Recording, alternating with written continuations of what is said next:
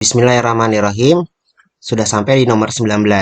Di antara bangun-bangun berikut yang sebangun. Nah, kalau sebangun kita ingat syarat-syaratnya ya kan.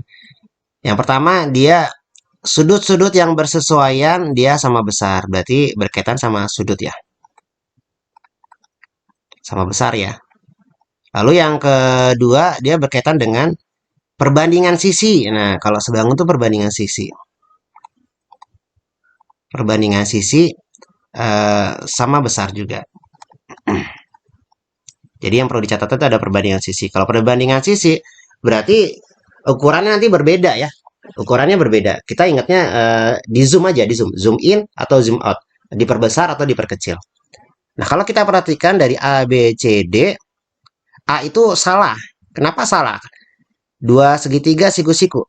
Nanti ada beberapa sudut yang belum tentu sama ya. Jadi ada sudut siku-sikunya udah pasti sama.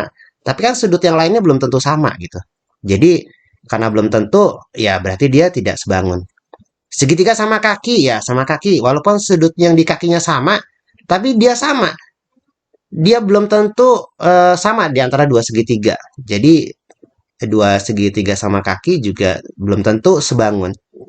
Lalu yang ketiga, yang C, sudut dua segitiga sama sisi. Nah, segitiga sama sisi, nah sudutnya pasti 60 ya. Mau diperbesar, mau diperkecil, dia pasti 60.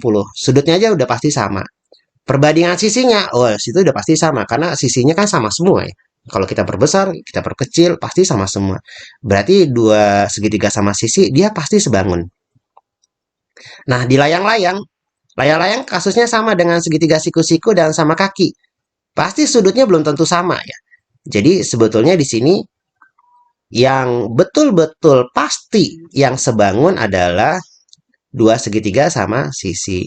Nanti yang lainnya yang pasti sebangun itu ada persegi ya.